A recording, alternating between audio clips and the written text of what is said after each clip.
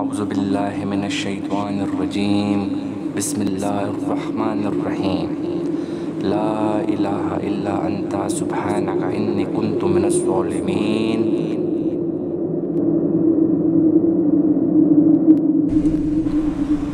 لا الہ الا اللہ محمد الرسول اللہ۔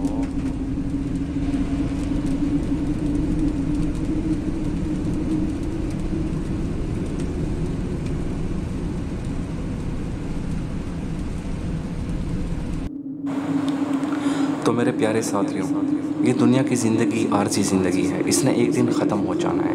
اصل زندگی آخرت کی زندگی ہے جو ہمیشہ رہنے والی ہے۔